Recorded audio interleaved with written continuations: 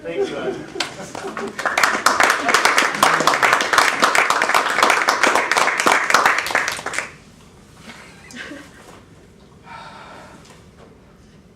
Mr. Toastmaster, fellow Toastmasters and honored guests, as many of you know, I grew up in the Boston area. I may have left 25 years ago, but it's still my hometown. Cheer for the Red Sox. I consider steamed clams to be the height of culinary perfection. And like nearly everyone else in Boston, I took last Monday's attack personal. If the Sinai brothers were looking to strike the heart of Boston, they couldn't have picked a better target than the marathon. I don't know if people from outside of the Boston area really understand just how important the marathon is to Boston. It is the most iconic event in the city. 500,000 spectators line the streets cheering on the runners. Many more watch at home on local television.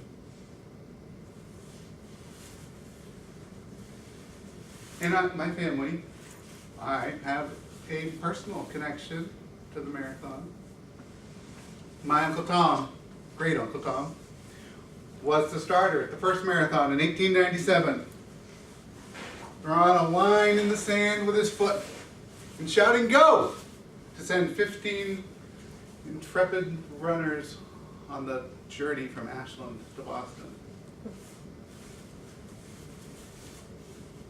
As a young athlete, I was content running middle distances.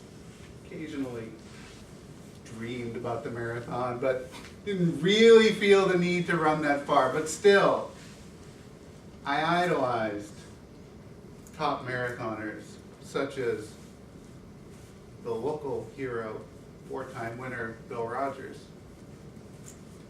And my father considered running Boston to be the height of his racing career. So one Monday afternoon, when my Facebook feed exploded, I stared at the computer, dumbfounded. Aunt Donna's posting about a bomb at the finish line. Why? Why is she posting about a bomb? I wasn't angry. I wasn't sad.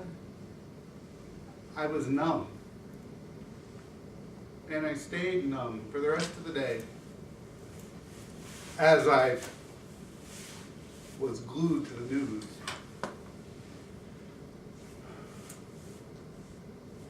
Sometimes wonder, would an attack on Boston affect me more than an attack on another city?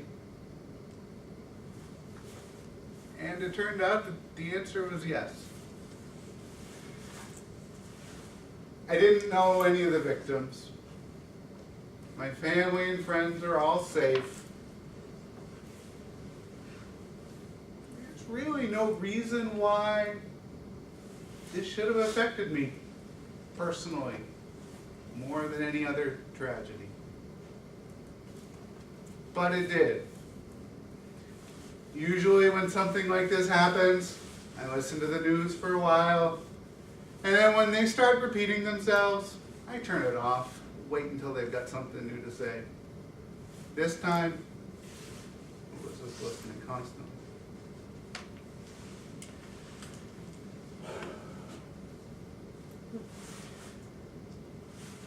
In the days that followed, the tributes,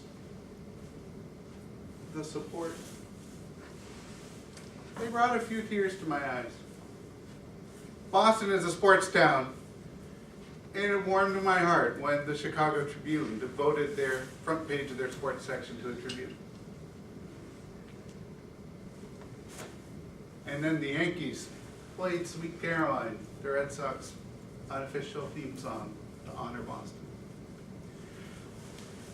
Bostonians love to hate New York. New Yorkers love to pretend that they don't really care about Boston.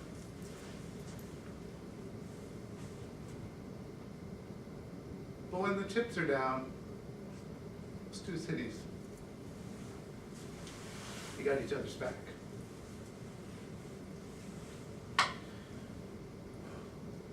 This week was full of tragedies. By any impartial measure, the explosion at the fertilizer plant in West Texas was worse. And both these events pale in comparison to the earthquakes that hit Pakistan and China. But every one of these events saddened and horrified me. But this was the one that was personal. I said earlier that I didn't know any of the victims. It's not quite true. I knew the city. The city is in my heart. It's in my memories. It's in my signed Bill Rogers running log. It's a deeply proud provincial city with a bit of an inferiority complex. It's a city that was willing to shut down, not out of fear, but because 3 million people were willing to do whatever it took to catch the perpetrator. We'd have followed him to the ends of the earth. And in the end, he just needed to go to Watertown. If he thought he could get away with it, I don't think he understood Boston. Mr. Toastmaster.